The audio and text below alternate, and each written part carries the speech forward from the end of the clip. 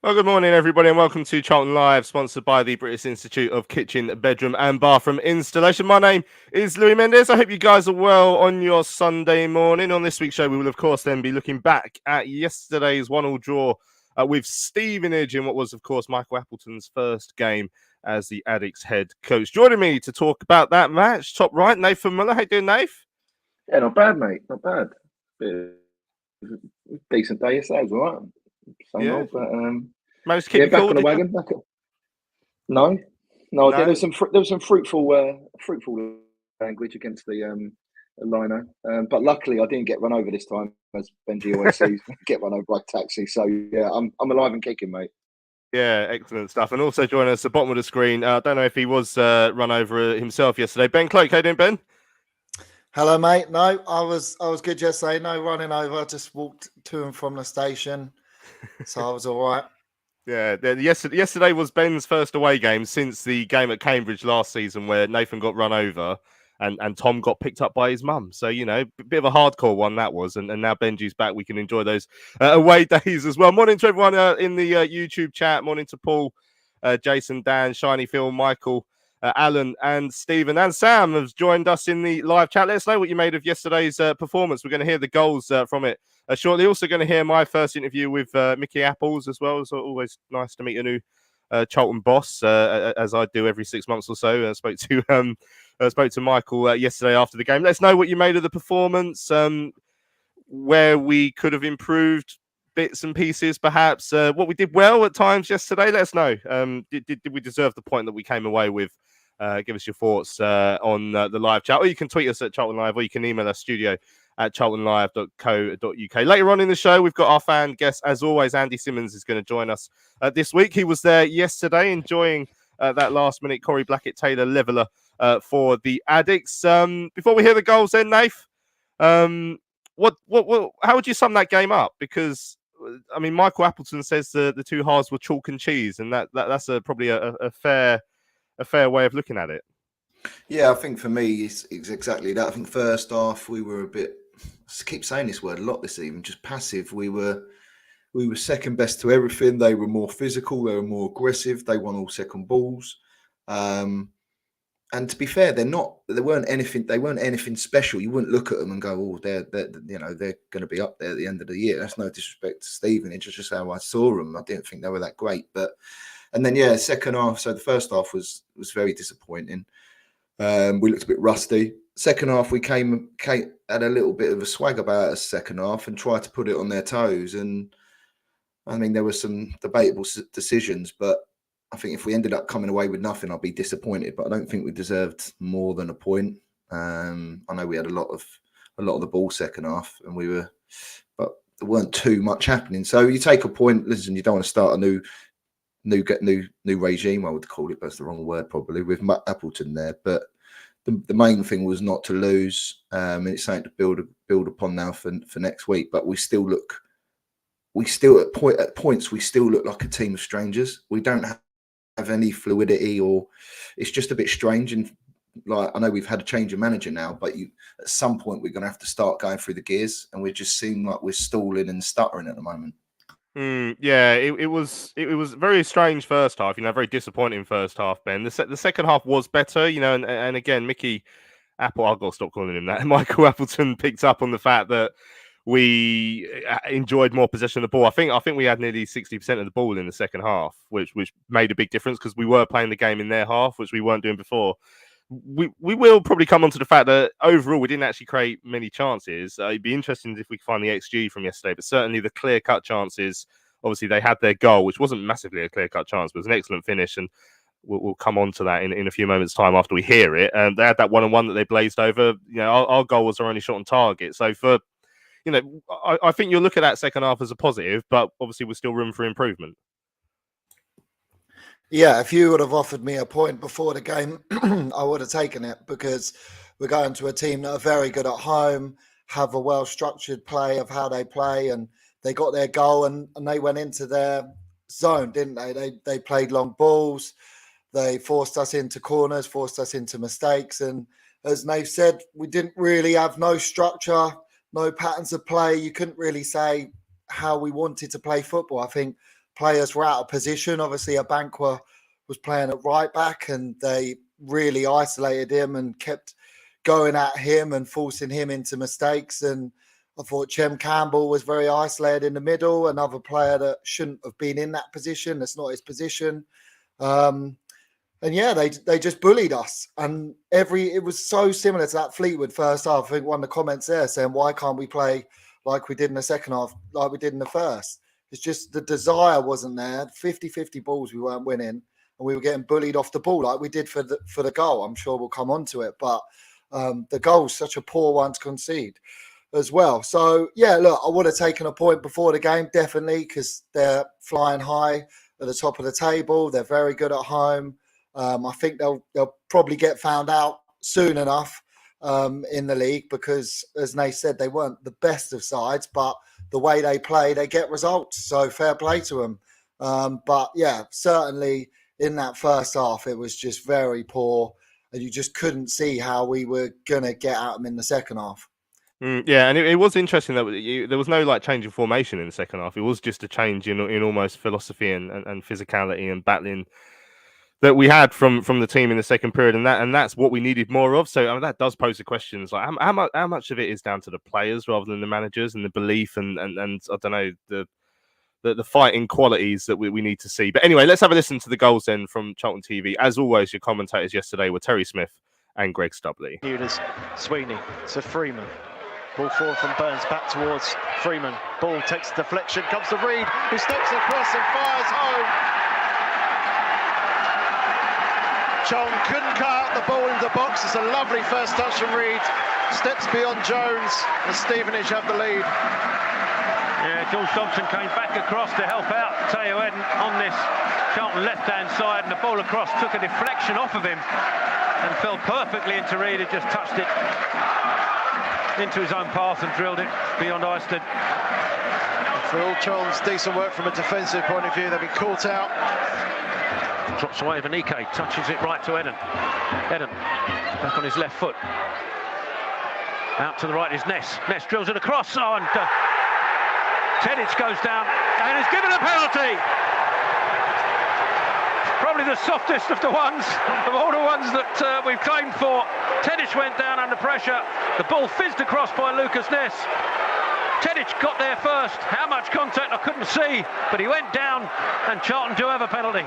I'm with you, I think it is the softest one of the lot. We'll have to see it again.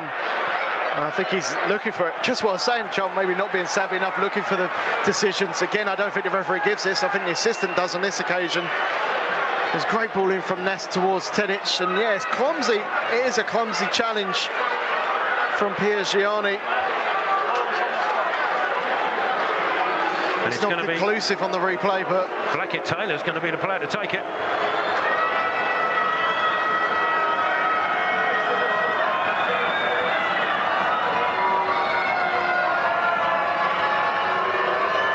Blackett Taylor in the 91st minute. Steps forward and scores! Charlton level! The addicts behind the goal in absolute delirium as Corey Blackett Taylor slams his penalty to the right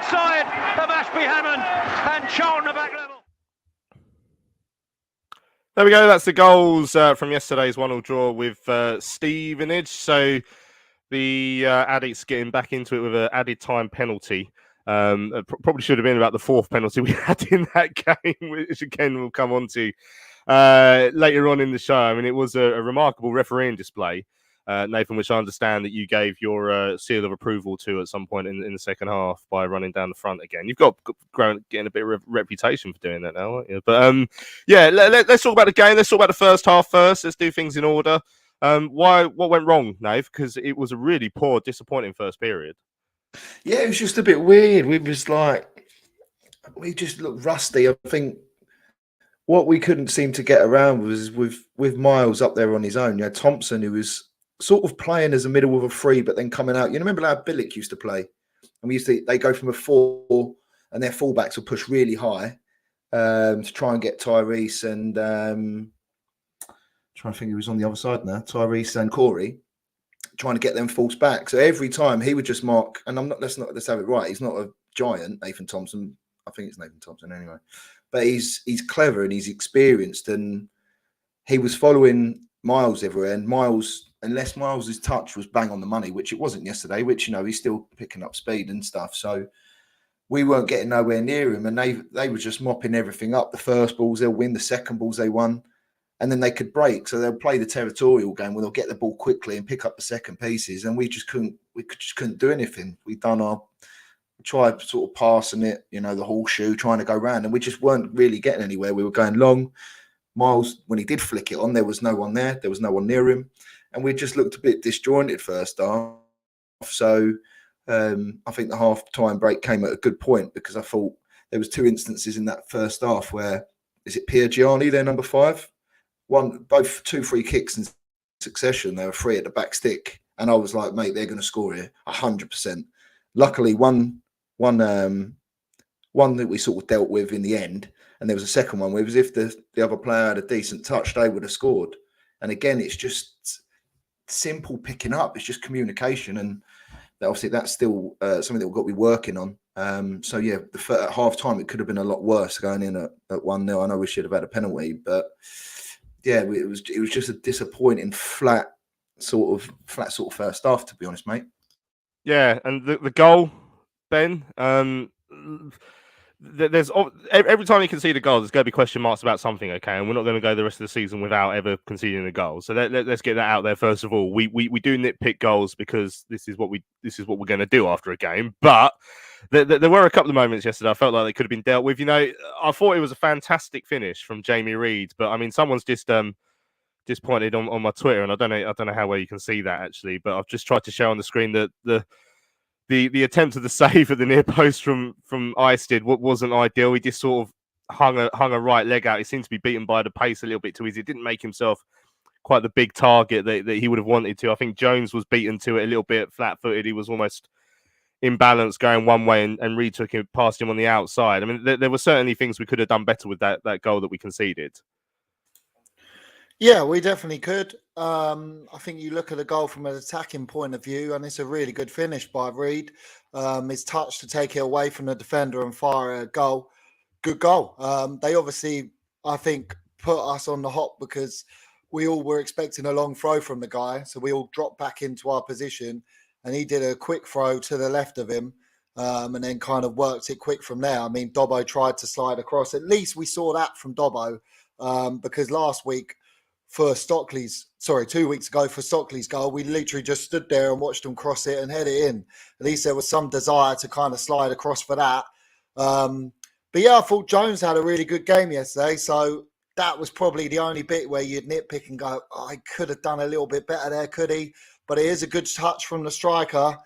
And yeah, that pitch is pretty damning, isn't it, really, from Eisted? I don't know how his reactions aren't quicker there to make yourself big and try and at least block the shot. I mean, as I said, it is a good finish from the guy, and he's on fire this season, that Reid as well.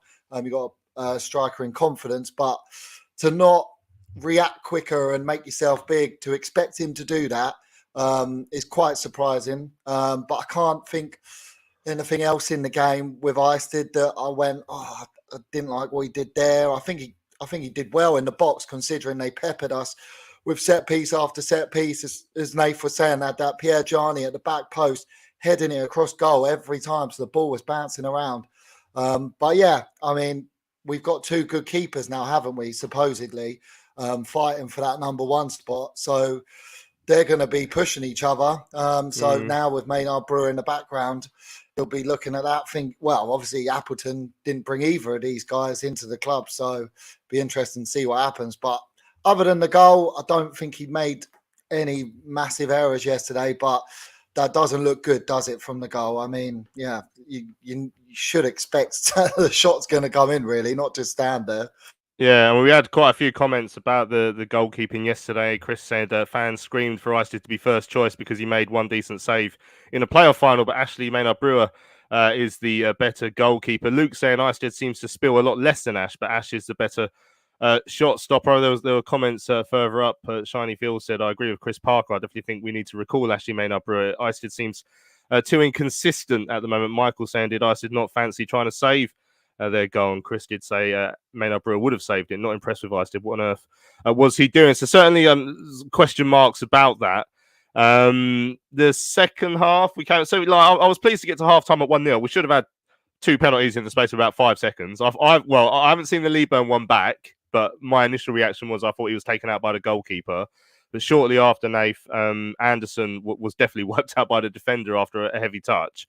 But that was pretty much all we had in that first half. I think Campbell cut in Tyrese Campbell and shot off target. It certainly was an important halftime team talk from Appleton. And he did find that little bit extra. It did seem quite immediate from the start of the second half that we were competing a bit more, because that's where we were losing out in the first half. And physically, we weren't in the battle. I have to say as well, Ben from Boroughpod, who he had on Thursday, was right that they did get it down and play a little bit as well. I thought at times they had some good control of the ball, and a couple of times carved us open with like genuine slick passing and not long balls like the 1-on-1 that Reed missed in the second half. But like we say, our second period was better. That was certainly a platform, I guess we can try and call it that. Yeah, of course. I think second half we came out and tried to dominate a little bit more and try and dictate play a lot more. I think overall, I thought the game in itself lacked a lot of quality. I thought it was a proper League One game. It wasn't filled with flair, and it was a bit disjointed at some times. But yeah, the second half we came out, tried to put our own authority on the game, really, and you could tell by the stats in the second half we were always going to, we always tried to dictate play, and I thought the subs done really, really well, which is mad, really, considering Chuck's just come out of nowhere. But nice to see him back. But I thought he changed the game. I thought Louis Watson done well when he come on. Terry Taylor's probably got about 8. He's probably got about 8 golf balls on his head at the moment for whatever he went off with. But it didn't look nice. But yeah, it was just a bit of we didn't really need much. We just needed to show a bit of, I'm trying to find the right word. I don't know what word I'm looking for, but I'm trying to want to say a bit of swagger or a bit of confidence or a bit of, let's try and do something here instead of just going through the motions. And so it was a lot better second half. But yeah, I think if we ended up somehow winning, I think that would have been an absolute travesty. But as you say, what Ben said, they actually played some nice stuff. They played a lot of territorial game and got it forward quickly and then played in our half. But yeah, they were okay, but they're not, I'm not looking at them going, oh, these are a decent little outfit. So they're economical, shall I say. Yeah, but they certainly weren't as one-dimensional as I was expecting. But either way, we couldn't deal with it in the first half. Sam's listening to the show driving back from France. It's a European tour there. Shiny Phil says, well pleased with the result yesterday, especially after a poor first half. Stevenage were aggressive and physical.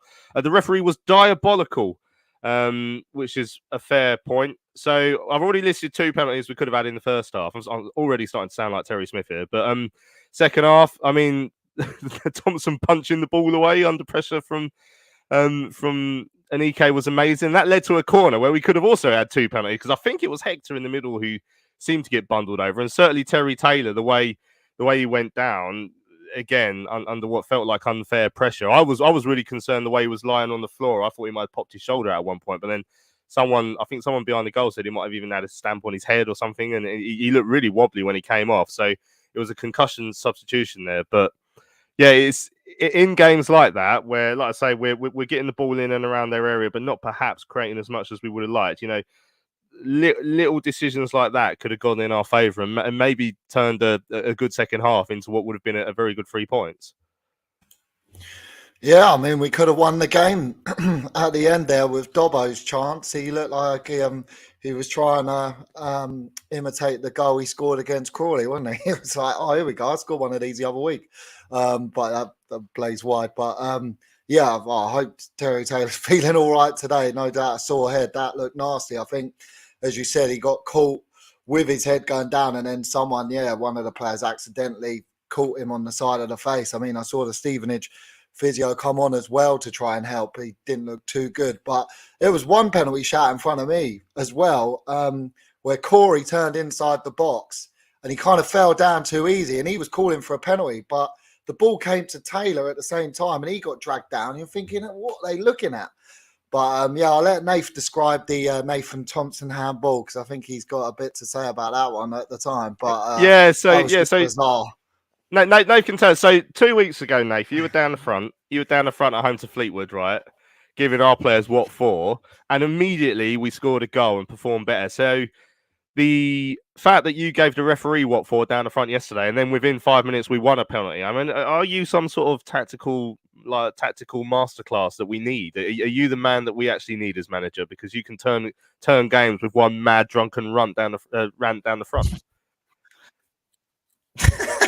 I don't know about that, but I mean, to be fair, it was clear to see. Like, Chucks was through, and Thompson's he's got assistance from his old Spanish mate Elbow, and he's just gone like that, and it was clear. And then obviously I'm the Lino standing there, and there was just, I was basically saying that's not a good decision, Lino, in those words, and I quote. And then and obviously just minutes later we got one, and I must admit, like when that was it, Tedic went down. Yeah. I thought it was probably the softest penalty out of all of the ones that we could have had. And I do think there's a little bit of doubt where the refs looked at it and gone, oh, mate, like, I've got a bit of a bellyache here, if you know what I mean. And then he's give it, because I mean, I probably wouldn't have, I've been a bit peeved if that was given against us. But if you look like the Karoy one, still cracks me up when I look at that. But yeah, I don't know if maybe I should just do that. Maybe I should change my seat and apologise to anyone at the front of the cover then, but I might be down there a little bit more now. But no, it's just, I don't know, I just lose it, mate. When I get in the moment, I just sometimes I just can't control myself, and I need to remember I'm a 36-year-old man. Yeah. One day you'll start to act like one. Hannah said it was a more than deserved point.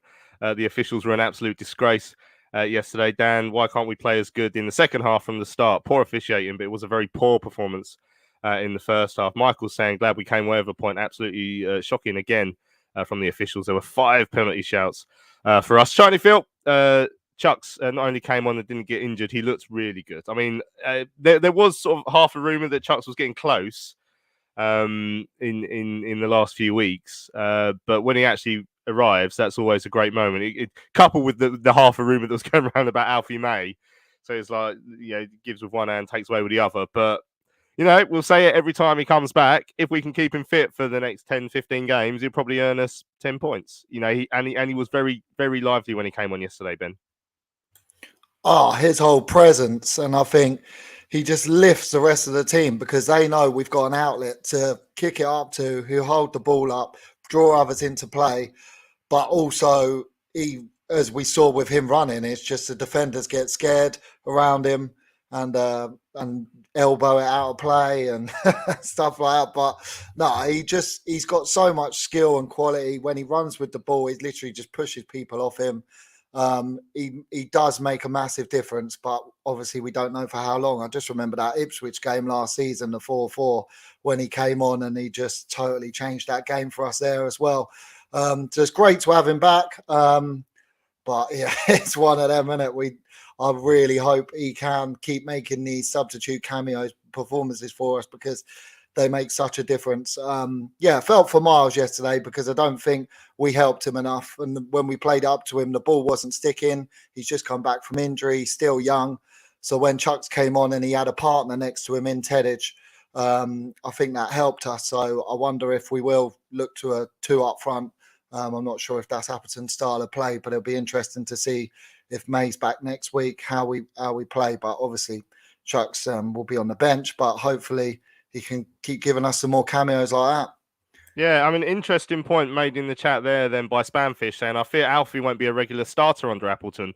He isn't big, strong, doesn't hold the ball. Lieber and Shaw, but Tedic and Anike are more of his type of striker. So 4-3-3 yesterday. Obviously, we played 4-3-3 against Fleetwood, and Lieburn was wide with Alfie in the middle. So that's the way that fitted. I thought Lieburn did quite well in that game where he was wide, funnily enough. But how do you see Appleton sort of trying to manage his forward options going forward, Nath? Because it's a tough one. If he likes the 4-3-3, then there's at least one of our strikers who can score goals being played out wide, where perhaps they're not quite as effective.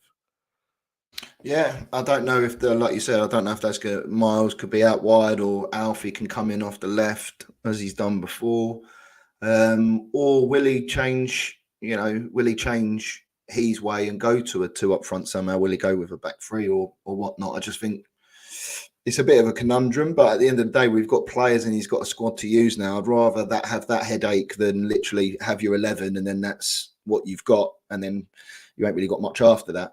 But it's going to be a long season. It provides competition for places, which we know. But yeah, I agree. It's going to be interesting to see how he does get Lieben and Alfie in, because if you play 2 of them centrally, you're then losing width somewhere, unless you play a 4-4-2. And then you play a 4-4-2. You've got Dobbo and one other. Can Fraser play there? He done it under Ghana, but he was restricted for me. He was too disciplined to go and do what he does best. But he's not fit at the moment. So, yeah, it's going to be interesting how he's going to try and marry it all up. But Lieben's still coming back into fitness, so I don't think he's going to be... He looked a bit rusty yesterday for me, which you can expect. But, yeah, it's going to be interesting how he does it, to be honest. I don't think he'll have a problem playing May up top.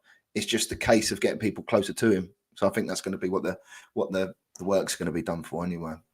Interesting. Yeah, Paul's saying every season you think the officiating can't get any worse, yet it does.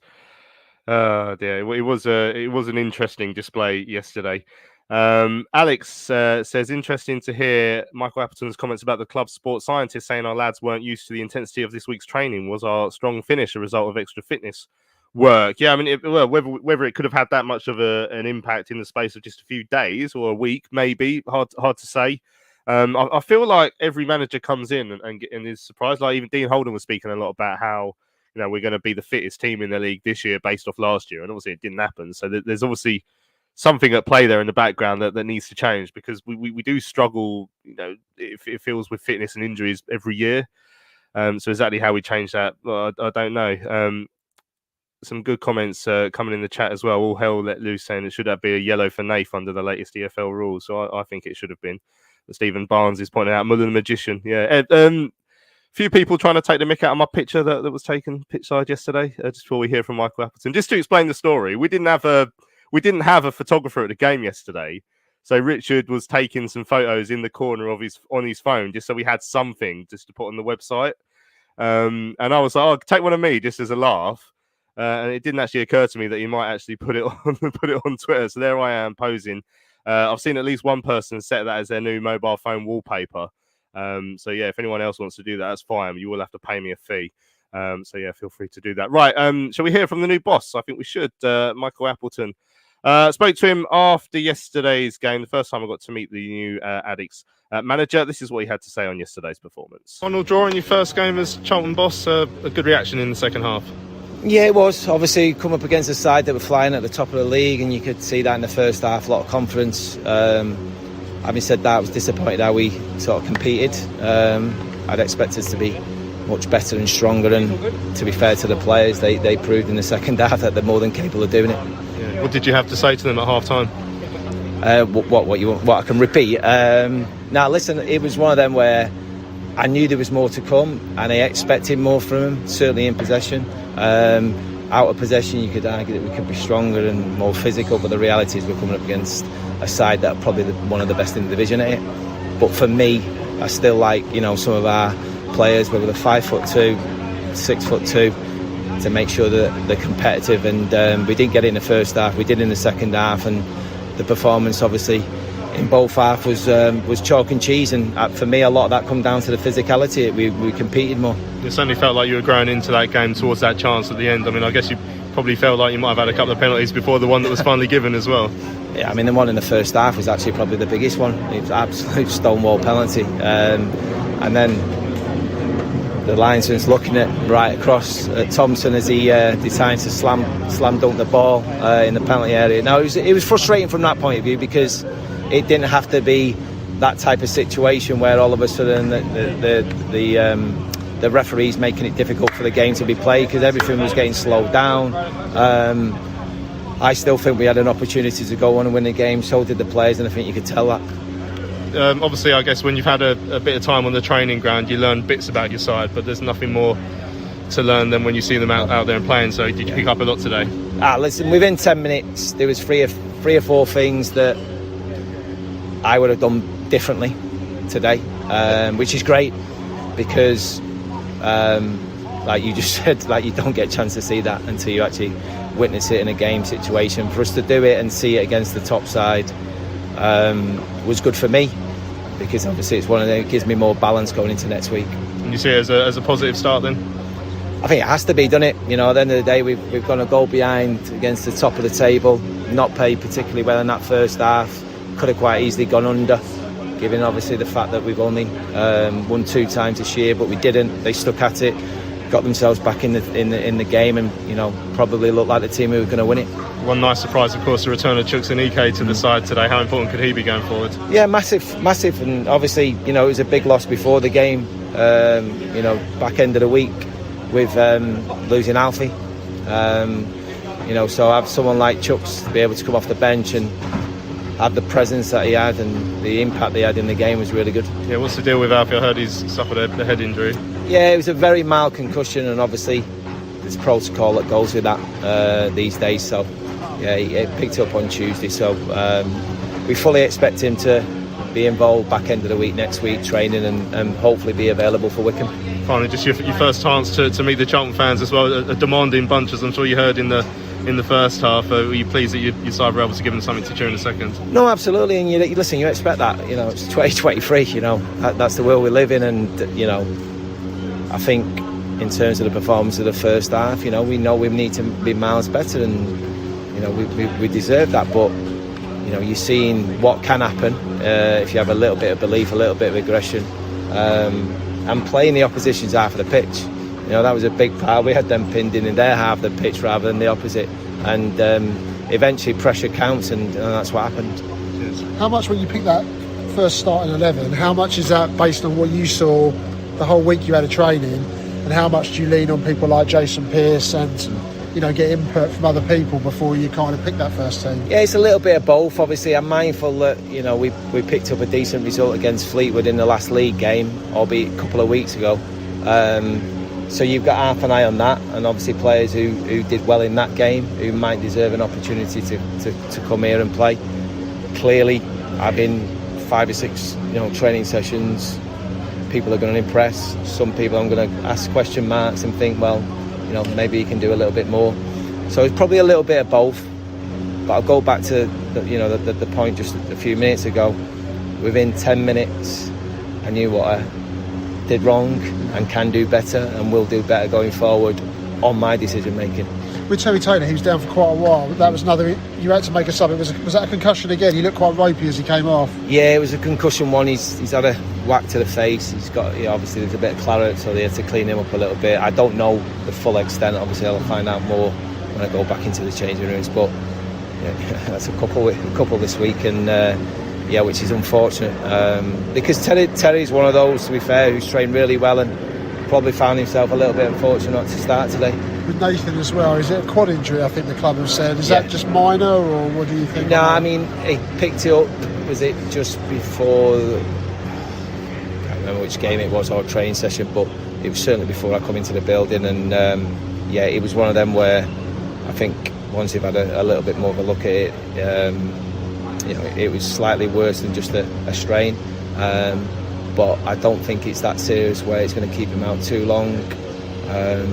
maybe an extra 10 days, 2 weeks or so. It's final one for me. A point at the team at the top of the table who started the season well. It's not the worst of starts, is it? It's a building block. Of course it is, yeah, absolutely. I mean, at the end of the day, you know, Stevenage so far, they've started well. They have a way of playing that's really, really difficult to deal with. It's very difficult to deal with, and the lads end up standing firm, you know, because we could have gone under in the first half and they didn't. But yeah, for us to get a point away from home, great support, got the goal that we deserved, and look forward to next week. Thinking about a new kitchen or bathroom? Find professional, independent local installers with free home surveys, itemised quotes and protected payments, trading standards approved contracts, and workmanship warranties. The British Institute of Kitchen, Bedroom, Bathroom Installations accredits installers to ensure they are police checked, fully insured, and experienced. Take the risk out of home improvement. Visit bikbbi.org.uk. Hello fellow addicts, I'm so excited to tell you all about our micropub, the River Ale House. The River Ale House is based in East Greenwich. It has 6 Pub of the Year awards, an ever-changing selection of amazing beer. It's owned by Charlton fans, walkable to the ground in just 20 minutes with buses that go direct to the Valley too. If your matchday routine includes a drink with your friends, you must join your fellow addicts in the River. See you soon. Right, welcome back to Charlton Live. Just before the adverts there, we heard from the new Addicts head coach, Michael Appleton, after a 1-1 draw in his first game as boss against Stevenage. You can never judge a manager only on his first game, Nath. So what he will pick up yesterday is what he learned about the side. You know, it's interesting. He said within 10 minutes there was 3 or 4 things he felt he would have done differently. I mean, can you put your finger on what you thought they might have been within 10 minutes? You can't really judge him after one game. You've got players out injured, and you know he's still learning the players and what's good and what's not so good. So I wouldn't be surprised, you know, in a month's time that his 11 looked completely different. The only thing that surprised me yesterday, I don't know with Jem Campbell, I don't know if he was playing as an 8 or playing as a 10, and I couldn't really work it out if Karoy was sitting with Dobbo and then Jem was a 10. But it looked like he was a bit deeper, and I just thought he didn't really seem a lot of the ball. So I don't know if that was one of them. But I mean, apart from that, I mean, looking at the squad, I don't know what else I would have done differently. I think I agreed with Hector coming in. I know that would probably split opinion, but I just thought with their physicality, we needed as many big lads on there as possible, because I think Tayo was getting peppered a lot down that side naturally. Banquer is right back. He looked a bit.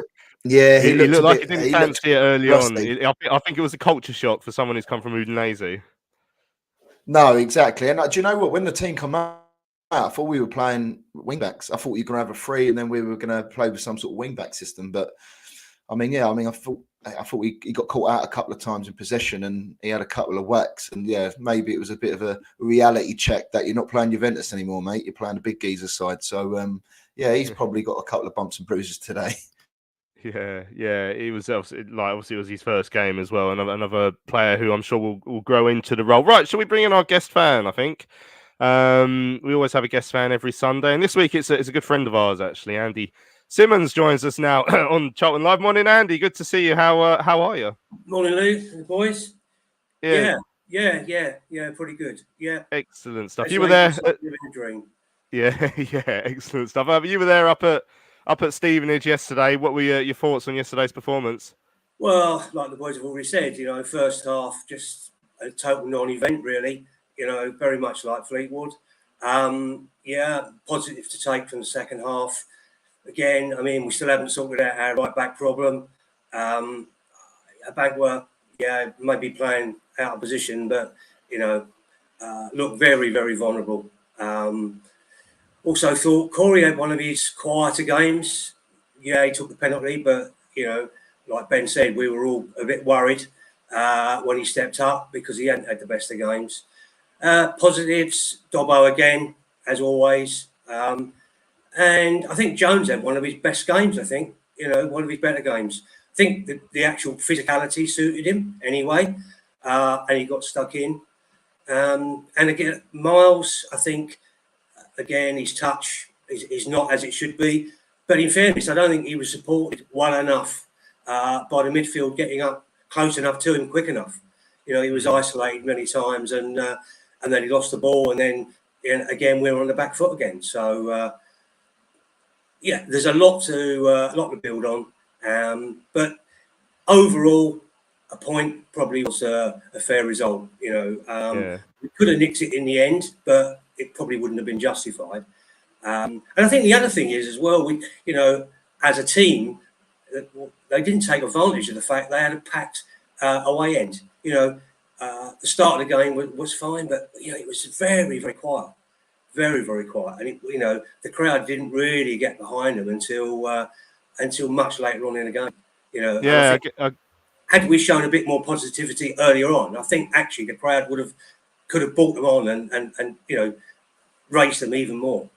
Yeah, it's always that the age-old question of what comes first, the performance or the atmosphere, and I think that was certainly part of it yesterday. Chris Davin in the chat, possibly being slightly mischievous, saying if we don't beat Wickham, then I think it's time for a change of management. What's the world record for the amount of managers in one season? I think we should go for that title this season. Obviously, he's having a bit of a laugh there, but what have you made of Michael Appleton? Obviously, it's his first game, so maybe a bit early to judge purely on performance, but obviously looking at his history, the way he's spoken since he's come in, how are you feeling about that appointment? Personally, I've got to say I wasn't overjoyed at the appointment. But at the end of the day, he's our manager. We've got to back him. And I'm sure, I mean, what he's got that Dean didn't have is experience. And we're certainly going to need that this year, for sure. And yeah, he said a lot of the right things yesterday.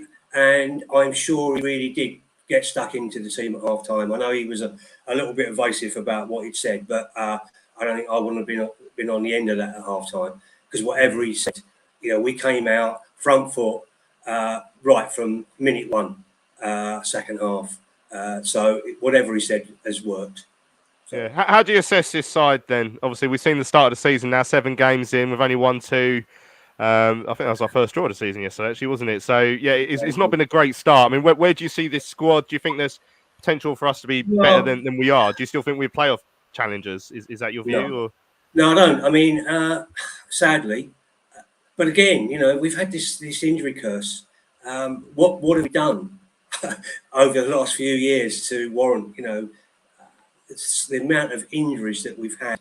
And, you know, with a full squad to pick from, yeah, I think we could be we are a top 6 side on paper. If you look at, you know, the players that are missing, we get them all back, then we could start seeing some real good, exciting, attacking football.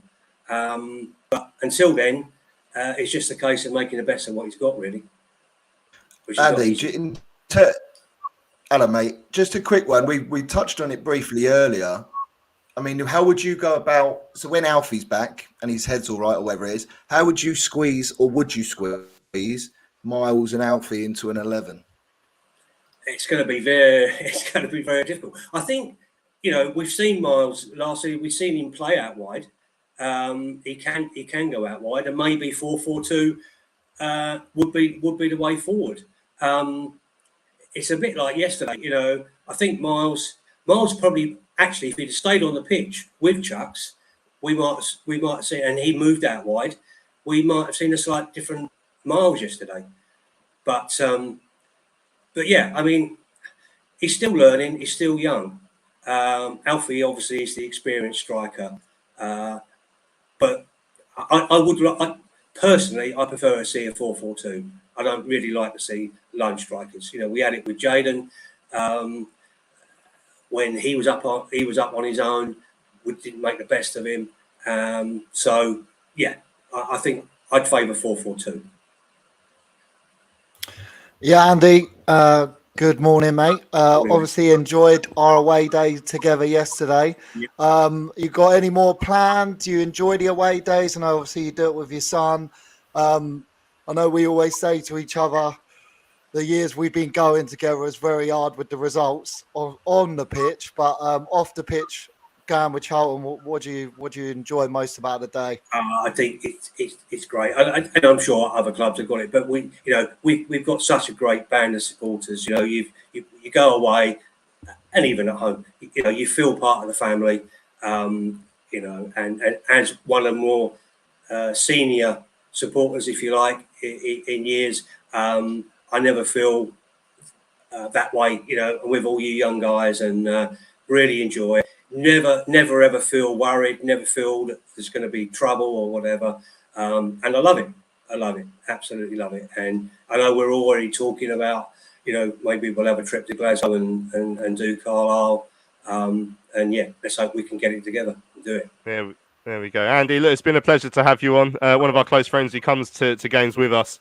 And like I say, enjoy that special bond that we have as fans that you get through adversity as well, having watched Charlton over the years. But Andy, great to see you. Thanks for being this week's guest fan. Okay, cheers. See you soon. There we go. That's Andy Symonds, who was this week's guest fan on Charlton Live. I was on the train with him yesterday morning. Actually, it's always nice to get someone I know on as well. There's still loads of chat about yesterday's performance. An interesting one from Andrew Roth in the conversation there. Carnew's our second top goal scorer despite a lack of game time. If he's out the picture, he needs a loan out. I mean, what sort of role do you see him playing that? So Chucks is back. That's great. We have to assume at some point he won't be back again. That's just sort of how it works, unfortunately, Nath. Can you still see Dan playing quite a big part in this team this season, or will we think about loaning him out in January when it comes to it? Yeah, I was just about to say now, obviously, pretty limited options in terms of where he can go on loan. I mean, I probably would like him to get some game time in the League Two or whatever, or even the National, really. But I think League Two would be quite good for him. But yeah, no, you've said that. We've got Miles, Alfie, Tedic, and potentially Chucks, but we'll put that in faint writing on Chucks, obviously. So yeah, it's a bit of a difficult one now for Dan because he's going to find himself probably out of the squad quite a lot, and he'll be playing for the 21s, no doubt. But I think he might get some cameo appearances here and there in the trophy, but judging by our result at Crawley, we ain't going to be in that for very long either. So I think he probably does need a loan. I feel for him because, as the listener just said, that he's scored some good goals, but it's hard to put him in front of all the others when they're earning decent wedge, and obviously he's probably they're more experienced. So hopefully he can get a loan, but at the same time you don't want to cut off your nose to spite your face. But I don't know can he go to any National League sides now, or is it complete? I'm not sure, but I don't know. The National League window does tend to stay open a little bit longer. I'd have to check exactly when that's closed. I've just seen Oldham have sacked David Unsworth after they lost to Bromley yesterday, which is no shock. Oldham have been dreadful, and that's a separate story. Like Phil was saying on Twitter yesterday, we need a proper defensive coach who could work on them day in, day out. It's got to be someone. It's one clean sheet all season, which is obviously a concern, Ben. James is picked up. I'm not going to judge Appleton until he gets an established first 11 on the pitch for half a dozen games. My suspicion is this squad is good for depth, but quite poor on quality and experience. So that there's times you judge a manager, and this is a point I made on Radio London yesterday. I'm sure I've made it on the pod before. Like we go through managers quite often. Like we change managers with the change of the seasons. How much can he affect what goes on the pitch when he only has a certain level of squad to choose from? And we're still learning what that squad's about. There was a couple of cameos yesterday, as has been mentioned, from Louis Watson and Terry Taylor. That probably best we've seen from Taylor so far. Louis Watson, we haven't really seen any of him yet, but I thought he looked tidy yesterday. But how much will we learn, let's say, by the end of the season about Appleton as a manager if we don't know if the squad's actually all guns blazing in terms of a top six squad? Oh, that's a tricky question. I'd just say, obviously, at the moment, we're unsure of his style of football, how he wants to play, especially with this team. It might be different to how he did things at Blackpool or how he did things at Oxford. As Andy just mentioned in his comments, like we keep suffering with injuries. If we had Pan Kamara and Scott Fraser playing every game, then I'm sure we'd be in a different position right now and he'd be playing a different formation to suit them. But unfortunately, I mean, look at yesterday. Banquer, yes, he looked out of his depth, but who else could we have played at right back with Asimwe injured and Tenai Watson not up for it? So we got to adapt quick. And I'm pleased that he came out in his comments after the game and said that he could see where he went wrong after 10 minutes because, yeah, he's basing it off the Fleetwood game, off Jason Pearce's comments and off training. And as we all know in football, some players are better in training than they are in game situations. So it is going to be tricky because he's come into this squad where he hasn't picked any of the players. I'm not sure if he will pick these players going forward because obviously he's come in as a head coach. I'd just like to see players get a consistent run in the team so we can see how good they are especially the back line. I mean, that has been our sore point at the moment this season, for the last few seasons. I was really impressed with Jones yesterday, as we said.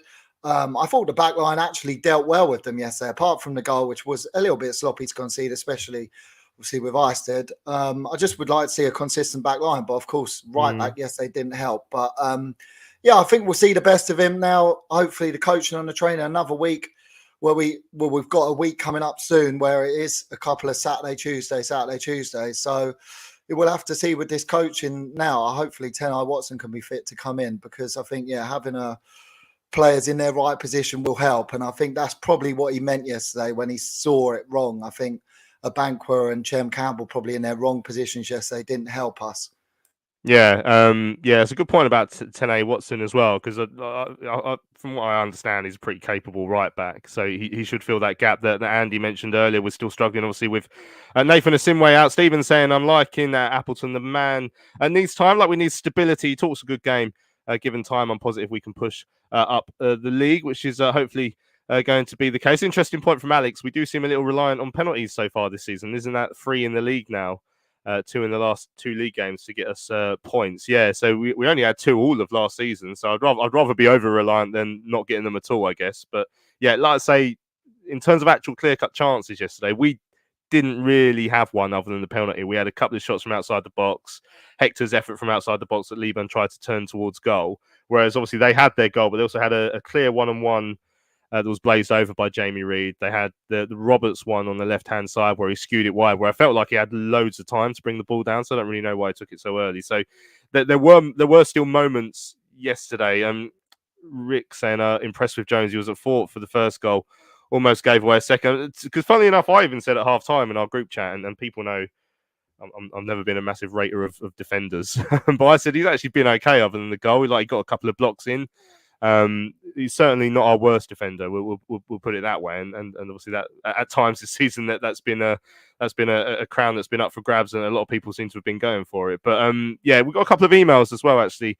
Yesterday, Tom said, I think we would have lost that fixture last week. At least we showed a bit of resilience to get a point. I thought the signings looked positive and offer a few new dimensions. I thought Eden was good, but I do think he can be guilty of drifting inside instead of keeping wide and stealing the space off the midfielders, which didn't help our attack from wide. Defence is still a worry. I would hope to think that keeping the same pairings for a period might help. But individually, Jones defending on the goal was so poor. And McSquared said, yesterday was most definitely a classic tale of 2 apple halves after an awful first half when we gave away yet another goal through sloppy defending and didn't come close to scoring ourselves. We pretty much dominated the second 45 and ended up thoroughly deserving at least a point. For the first time this season, we were able to make some impact substitutions. They were ultimately what made all the difference, with all of them making telling contributions. Chucks looked like he'd never been away. Tedic instantly chipped in by winning the penalty. He looked hungry and gave us another much-needed physical presence in all areas of the pitch, which definitely bodes well for the rest of the season. How incredibly apt that for Appleton's first match in charge, it was Corey that slotted home the penalty, saying that we had already had 2 Stonewall penalties turned down. The officiating was atrocious, the whole lot of them. I need to go to Specsavers immediately. That's from McSquared. Cheers, McSquared. Yeah, Tedic, we spoke about him yet. What did you make about a Slobodan Tedic coming off the bench yesterday, Nath? I don't know. I mean, it's similar to Crawley, really. I know he won the penalty. Well, say won, the word won loosely. I haven't really seen much of him before, and I still haven't really seen a lot of him now to really assess what he's. I don't know if he's a target man. I don't know if he's if he goes in the channels. I've not really seen much of him to cast a sort of decision yet or an opinion of him. But no matter what, if you're at Man City, you can't be totally rubbish. So, and he was split opinion with Barnsley fans. So maybe he just needs to find his feet a little bit, get up to speed with things, know his teammates and stuff to really see what he's capable of. But he looks technically okay. But again, I haven't seen enough of him to really say what he's good at. I know that's really, really useless of me to say that, and you can't really go by anything else. But I've not seen him enough, mate, to be honest. Yeah, I think that's fair. Like, yeah, we need to see a bit more of it. He was very quiet in the Crawley game when he came on, if I remember. He might have won a header if like a goal if I remember rightly. I didn't make many notes of the Crawley game, to be honest, because it's just an EFL trophy game. Oh, excuse me. Chris Davin saying, what time is Appleton down the Oak next Saturday? It's his round. Yeah, as we said the other day, it'd be interesting to see exactly how he decides to interact with the fans a little bit. Part of the display yesterday that was interesting was the two Campbells spoken about. Chen was very quiet in the first half, Ben. That was probably the quietest we've seen from him, and I feel like from what we've seen previously, like he can affect games. So he's one of those ones you want to make sure he's on the ball a lot more than he was perhaps yesterday. Yeah, definitely. I mean, we've seen him lately come up with two really good assists. The one against Oxford where he slid it back for May. The other one where he found May against Fleetwood so well with a great timed ball. May timed his run well, great goal. So you want to see him on the ball because he seems like he's a real playmaker there for us. But yeah, I mean, it's just been played in a few different positions. As Nath said, I think the Oxford game, he was played like as in a 10. At Fleetwood, because we brought Miles on and made some subs. He was on the wing 1 minute, then in the 10. So I'm not sure yesterday where he kind of was playing, but where he was, we just didn't see enough of him yesterday, really, which was a shame because I've been impressed with him since he's come in. Tyrese, yeah, I think he's a bit inconsistent, Tyrese, which you'd expect from a young lad like himself. But yeah, I don't think he had the best of games yesterday. He had one shot that nearly went out for a throw on. Which was poor. I think his end product was poor yesterday. But I think it helps, again, if you have partnerships there. He didn't really have a right back in a Banquer helping him, overlapping runs and drawing defenders out for him to really make an impact yesterday. So that's not his fault. We've got some right backs injured at the moment. So hopefully if we do see Watson come in next week, we can try and link these players up. But yeah, yesterday, shame we didn't see more of Chen, but with Tyrese, yeah, I think he let himself down for a few touches and passes yesterday. But he's young, he's learning, and we've got enough players up there now to balance it out and try and get the best out of these players. So hopefully we can start doing that. Yeah, All Hell Let Loose is asking how close Dobbo is to a suspension. He's on 3 yellow cards, so he's still a couple away. Obviously, Alfie's on 4. I think we were discussing this on the train yesterday. Resets after 19 games, we think. So that's when it goes up to 10. So there's a reasonable chance both of them will be suspended at some point. Richard, hi all from Down Under. Impressed with the turnaround yesterday as the two halves were chalk and cheese. Liking what Apples is saying in his press conferences and after the game. Come on, you Reds. Yeah, cheers for joining us from Down Under there. Richard Michael said, even if we do have good players, we're not good enough to figure out how to exploit that. And Stevenage usually figured out how to keep those players quiet, as most other teams do. Yeah, we haven't had as much trouble creating chances as we had sort of stopping them this season. But certainly yesterday was a lot quieter in front of goal for us. Luke saying, how on earth has Dobber only got 3 yellows? Well, yes, we're only 7 games in. Give him time, Luke. He'll get there. Don't worry about it, mate. Right, we need to come to the end of the show. One underrated funny thing from yesterday I forgot to mention, actually. I was getting the train back with Rich, and there was a load of Charlton on our train, obviously, and I saw at the far end, this guy has had all this big banner. I was like, what's that? What's it? And when you go to an away game and it says next fixture, and they slide in a panel and it says the team, Charlton Athletic. These guys have stolen it and they had it on our train back, and it was like absolutely massive as well. And I put it on, I mentioned on Twitter once I got home, just so everyone had a chance to get out of the watchful eyes of CCTV and stuff. I said, "Oh, I saw this. That was really funny." And someone else said, "Yeah, I saw it on the way home back in Woolwich and everything." So I'd love to know where that's ended up. That feels like that could be a museum piece. If someone's got that in their bedroom, maybe Charlton Museum would like that, because I thought that was classic. That, and will Stevenage want it back? Hopefully we won't have to play them next season, because we'll go up and they'll go down or something like that. Who knows? Right, we've come to the end of the show this week. Thanks to everyone who's joined us live on the YouTube chat or caught up via the podcast afterwards. I hope you guys have enjoyed the show. Don't forget to check out our merchandise store as well. We've got our Charlton Live mugs up for sale, charltonlive.etsy.com. I've got one of them here. Ben's got a Charlton Live pint glass, but we've never actually put those up for sale because they were like mad expensive when I bought in that. So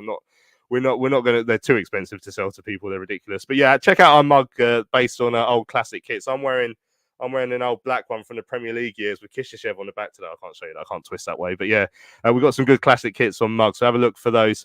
Thank you to Andy, who was our guest earlier on in the show. Really enjoyed having Andy Symonds on. As always as well, massive thank you to Ben and Nathan for joining me this week. Cheers, chaps. Cheers, chaps. Good to speak to the pair of you. Don't forget to subscribe to our YouTube channel if you haven't already. And all that's left to me is to say thank you for listening to Charlton Live, sponsored by the British Institute of Kitchen, Bedroom and Bathroom Installation. We'll be back on Thursday to look ahead to the game with Wycombe. We shall see you then.